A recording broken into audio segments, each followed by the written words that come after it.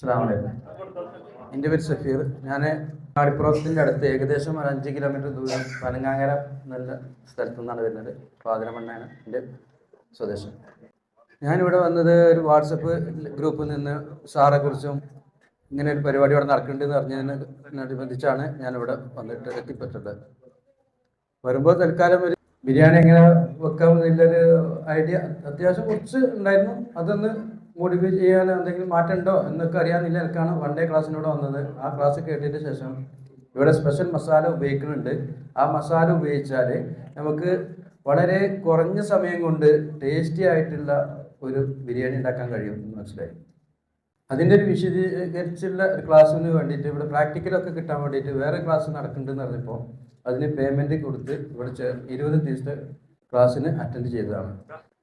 ആ ക്ലാസ് കഴിഞ്ഞ് ഇപ്പോൾ ലാസ്റ്റ് ഒരു 2 ദിവസത്തെ ക്ലാസ്സും കൂടി ഉണ്ടെന്ന് പറഞ്ഞപ്പോൾ അതിന് വന്നാണ് ഇന്ന്. ആ ക്ലാസ്സിൽ നിന്ന് 2ാമത്തെ ദിവസമാണ്. അത് കഴിഞ്ഞ് ഇന്നത്തോടു കൂടെ നമ്മൾ സർട്ടിഫിക്കറ്റ് വാങ്ങി പോകാനാണ് ഉദ്ദേശിക്കുന്നത്. ഇവിടുന്ന് പോയാലും സാറായിട്ട് നല്ലൊരു കോണ്ടാക്റ്റ് ഉണ്ടാവും. സാറെക്കുറിച്ച് പറയുകയാണെങ്കിൽ നല്ലൊരു അധ്യാപകനാണ്, അതിലേറെ നല്ലൊരു കൂട്ടുകാരൻ തന്നെയാണ്. ഇന്നേ വരെ ഞങ്ങളോട് ആരോടും ഒരു ദേഷ്യം കാണിച്ചിട്ടില്ല. എന്ത് തെറ്റ് കണ്ടാലും അത് തെറ്റ് സ്വാഭാവികമാണ് എന്ന് പറഞ്ഞ് ആ തെറ്റിനെ വളരെ നിസ്സാരവൽക്കരിച്ച്, എന്നാൽ ആ തെറ്റ് വീണ്ടും ആവർത്തിക്കാത്ത വിധത്തിലുള്ള ഒരു അപ്രോച്ചാണ് നമ്മോട് ഉണ്ടായിട്ടുള്ളത്. കാരണം ഈ ഭക്ഷണം ഉണ്ടാക്കുന്ന കാര്യത്തിൽ നമുക്ക് തെറ്റുകൾ ഒരുപാട് പറ്റും. ഉപ്പേറും മുളകേറും ഇങ്ങനെയൊക്കെ ഉണ്ടാവുമല്ലോ. എന്നാലും അതിനെ ചെറിയ പരിഹരിക്കാൻ പറ്റണമെങ്കിൽ അതെങ്ങനെ പരിഹരിക്കാം എന്നുള്ളത് പറഞ്ഞു തരും. എന്നാൽ ദേഷ്യപ്പെട്ടിട്ട് ഇന്നവരെ ആരോടും പറഞ്ഞ് ഞാൻ കേട്ടിട്ടില്ല. പിന്നെ ഇവിടെ ക്ലാസ്സിൽ വന്നുകൊണ്ട് ഇവിടെ എല്ലാം മസാല നമുക്ക് സെയിൽ ചെയ്യുക അല്ലെങ്കിൽ അതുകൊണ്ടൊരു ബിസിനസ് നടത്താമെന്നുള്ളൊരു ഉദ്ദേശം എനിക്കുണ്ട്.